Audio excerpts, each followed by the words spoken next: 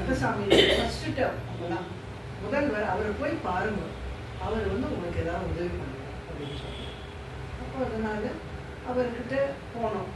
3-4 பேர் போனோம். என் செக்ரட்டரி எல்லாத்தையும் எல்லாரையும் மோட்டிவேட் நான் அப்புறம் 3-4 பேரும் போய் அவருக்கு எக்ஸ்பிளைன் பண்ணுவோம். இந்த மாதிரி எங்களுக்கு ஒரு சின்ன இடம் வேணும், அது இந்த மாதிரி அந்த குழந்தைங்கள்லாம் பார்க்கறதுக்கு கேட்கப்படுறதுக்கு அதுக்கெல்லாம் எனக்கு இடம் வேணும். அதுக்கப்புறம் சொன்னார் பார்க்குறேன்னு சொன்னார். அதுக்கப்புறம் எங்கே வேணும்னு கேட்டது.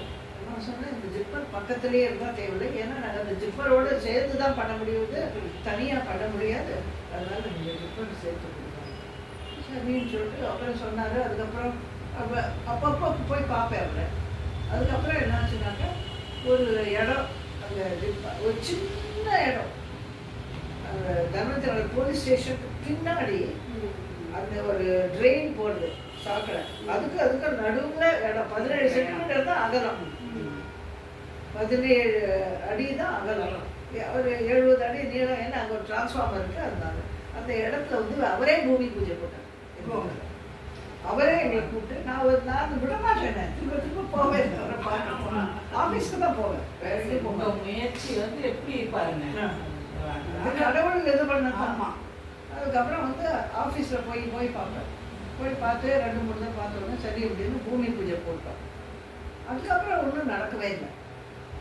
அதுக்கப்புறம் என்னாச்சுனாக்கா நான் எங்கள் அம்மா தவறிப்பட்டாங்க. அதுக்கு எங்கள் அப்பா ரொம்ப நாள் முன்னாடி போட்டார்.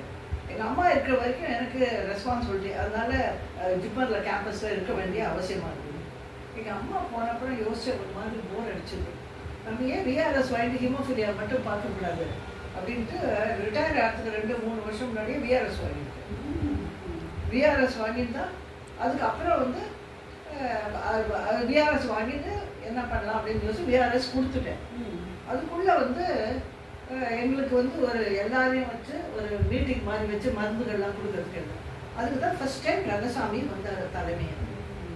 வந்துட்டு அன்றைக்கி அனௌன்ஸ் பண்ணார், இந்த மாதிரி உங்களுக்கு இந்தியன் ஆயில் கார்பரேஷன் மூலமாக ஒரு பில்டிங் கட்டி சொல்லியிருக்கேன் அப்படின்னு அன்றைக்கி தான் ஃபர்ஸ்ட் டைம் சொன்னார். கேட்டவுடனே எனக்கு ஒரே சந்தோஷம். அதுக்குள்ளே நான் வெளியில் வந்துட்டேன். அதுக்கப்புறம் அதுக்குள்ளே அங்கேருந்து ஜிப்மர்லேருந்து வந்துட்டேன். ஜிப்மர்லேருந்து வந்த உடனே எங்கே வைக்கிறது சாமான் மருந்து இருந்து ஒரு ஃப்ரிட்ஜ் வேறு இருந்தது எங்களுக்கு. யார்ட்டையோ கேட்டு யாரோ ஒரு இவங்கக்கிட்ட ஒரு கம்பெனியில் கேட்டு ஒரு ஃப்ரிட்ஜ் வேறு வச்சுருந்தேன். அதெல்லாம் எங்கே வைக்கிறதுன்னு தெரியல.